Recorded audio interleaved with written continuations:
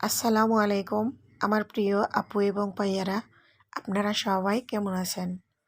আশা করি কাছে এবং দূরে, দেশ এবং বিদেশে যে যেখানে বসে আমার আজকের ভিডিওটি দেখতেছেন, আল্লাহর রহমতে আপনারা সবাই অনেক ভালো আছেন। আর আমিও আল্লাহ তাআলার অশেষ রহমতে আলহামদুলিল্লাহ বেশ ভালো আছি। প্রতিদিনের মতো চলে আসলাম নতুন আরেকটি ব্লগ ভিডিও নিয়ে। আমি হাসনা হেনা। আর আজকের ভিডিওটি হলো দেখেন, অনেকগুলা মাছ, দেশি মাছ, একদম বিলের মাছ আপনাদের ভাইয়া নিয়ে আসছে। আর আমি মাছগুলা কেটে কুটে এক এক রকমের মাছ এক একবার পরিষ্কার ক্লিন করে ফ্রিজে রেখে দিচ্ছি, আর পরে অন্যগুলা কাটতেছি। এরকম করে আমি মাছ কেটে নিচ্ছি। আর এখন যে মাছটা আমি পরিষ্কার করতেছি সেই মাছটার নাম হয়তো বা আপনারা বলেন পলি মাছ, আর আমরা বলি কাংলা মাছ। এই মাছটা পরিষ্কার করতে অনেক কঠিন এবং সময় লাগে। খুবই ছোটো ছোটো আইসটা, আর এটা ভালো করে পরিষ্কার না করলে কেমন জানি নিজের কাছে সন্দেহ থাকে। এটা পরিষ্কার করতে অনেকটা সময় লেগে যায়। আমি কিভাবে এই মাছটা পরিষ্কার করি তাই আপনাদেরকে দেখিয়ে দিলাম। আশা করি আপনাদের ভালো লাগবে। অনেক ধরনের মাছ নিয়ে আসছিল, পাবদা মাছ, তারপরে বোয়াল মাছ, কাংলা মাছ, পুঁটি মাছ, দেশীয় মাছ আর কি। বোয়াল মাছটা আমি যেভাবে পরিষ্কার করে নিচ্ছি দেখেন, এভাবে একটা স্টিলের তার দিয়ে বা সুন্দর যে জালি বলেন যেটা স্টিলের, এটা দিয়ে এভাবে ঘষে ডলে ডলে খুবই সুন্দর করে পরিষ্কার করে নেওয়া যায়। আর আস্ত থাকতে মাছটা পরিষ্কার করলে একটু সুবিধা হয়। কেটে নেওয়ার পরে মাছ পরিষ্কার করতে আমার কাছে অসুবিধা মনে হয়, তাই এভাবে আমি আস্তা থাকতে ক্লিন করে নিলাম।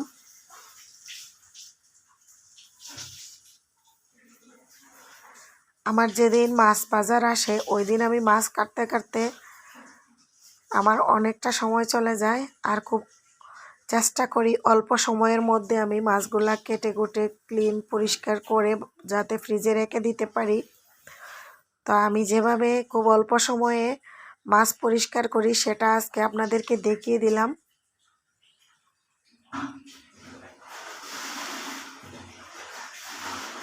এই মাছগুলা পরিষ্কার করার আগে আমি পাবদা মাছ আর একটা আইড় মাছ পরিষ্কার করে ফ্রিজে রেখে দিয়েছি। পলি মাছগুলোও আমি এইভাবে জালের সাহায্যে ঘষে নিচ্ছি, তাইলে ছোটো ছোটো আইসটা যেহেতু অল্প এক দুইটা কোনো দিকে থাকলে এটাও উঠে যাবে।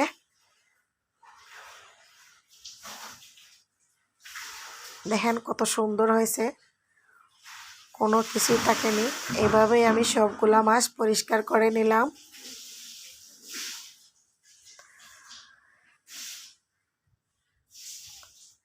আপনাদেরকে একটা অনুরোধ করে নিচ্ছি, প্লিজ আমার ভিডিওটি না টেনে ফুল ভিডিওটি দেখার চেষ্টা করবেন। আর ভিডিওটি ভালো লেগে থাকলে নতুন নতুন যে আপু এবং ভাইয়ারা ভিডিও দেখতেছেন প্লিজ একটা সাবস্ক্রাইব করে দিবেন। আর সাবস্ক্রাইব করার পর পাশে থাকা বেল আইকনে ক্লিক করে দিবেন, তাহলে আমি ভিডিও ছাড়ার সাথে সাথে নোটিফিকেশন চলে যাবে, আপনারা আমার ভিডিওটি দেখতে পারবেন। আর যারা অলরেডি সাবস্ক্রাইব করেছেন তাদেরকে অসংখ্য ধন্যবাদ।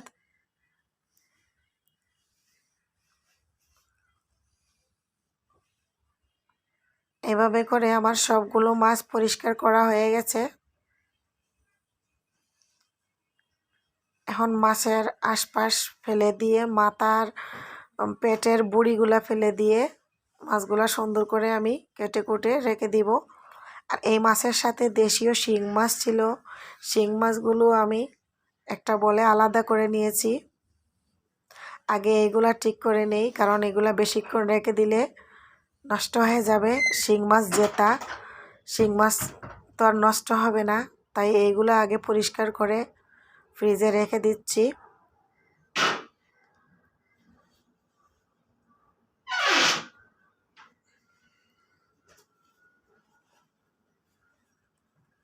এভাবে আলাদা আলাদা করে আমি বক্সে ভরে রাখতেছি।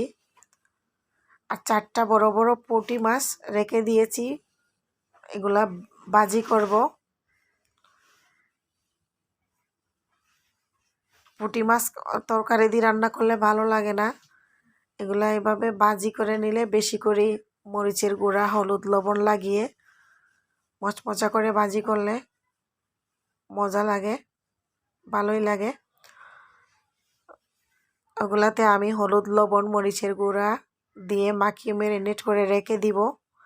খাওয়ার কিছুক্ষণ আগে আমি ভাজবো, কারণ আমি ওই শিং মাছগুলা কাটতে গেলে আমার কিছু সময় চলে যাবে। তাই এই মাছটাতে আমি মশলা লাগিয়ে ঢাকনা দিয়ে ঢেকে রেখে দিব। এখন আমি শিং মাছগুলোর উপরে কিছু লবণ দিয়ে দিয়েছি, যাতে মাছগুলা তাড়াতাড়ি মারা যায়। এগুলা যেহেতু দেশি শিং মাছ, প্রচুর শক্তি ছিল এগুলাতে। আর এদেরকে যখন আমি কাটি, আমার হাতের মধ্যে কাটা ঢুকছিল, অনেক ব্যথা এখনো আছে। আমি শিং মাছগুলা মাথার আশেপাশে যে দুইটা কাটা থাকে, দুইটা কাটা ফেলে দিয়েছি। দুইটা কাটা ফেলে দিয়ে তারপরে মাছগুলা পরিষ্কার করলে একটু সুবিধা হয়। এভাবে যে আমি একটা স্টিলের তার দিয়ে মাছগুলা পরিষ্কার করে নিচ্ছি। আর শিং মাছ পরিষ্কার করার পদ্ধতিটা আমি একদিন একটা ভিডিও অনেক আগে দিয়েছি। আপনারা আমার যারা নতুন ভিউয়ার্স, যারা নতুন নতুন ভিডিও দেখতেছেন, আপনারা আমার পিছনের ওই ভিডিওগুলা দেখলে একটা ভিডিওতে দেখতে পারবেন কিভাবে আমি শিং মাছ পরিষ্কার করে অল্প সময়ের মধ্যে পরিষ্কার করে নেই। তো তাড়াতাড়ি করার জন্য আমি একটা বাটনাতে এভাবে বেশি করে কয়েকটা হাতে নিয়ে তাড়াতাড়ি ডলে নিচ্ছি, যাতে পিছলাটা চলে যায়। দেশি মাছ হওয়ার কারণে এগুলা অনেক পিছলা, আমি হাত দিয়ে ধরতেই পারছিলাম না। তাই বাটনার মধ্যে রেখে যে এক হাত দিয়ে দড়ি আর আরেক হাত দিয়ে ডলে নেই। খুবই সুন্দর করে সাদা দবদব করে পরিষ্কার করে নিয়েছি। আধা ঘন্টা সময়ও লাগে নাই। আপনারা যারা শিং মাছ কাটতে পরিষ্কার করতে পারেন না, এই টিপসটা ফলো করলে আশা করি আপনাদের অনেকটা উপকারে আসবে।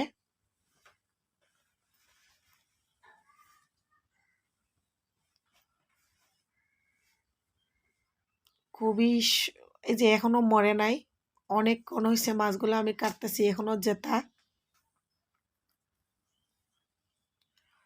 সবগুলা পরিষ্কার করে নিয়েছি। এখন আমি ভিতরের রগগুলা ফেলে দিব, বুড়ি মুড়ি, লেজ, মাথার আশপাশ সব এগুলা ফেলে দিয়ে তারপরে ফ্রিজে রেখে দিব।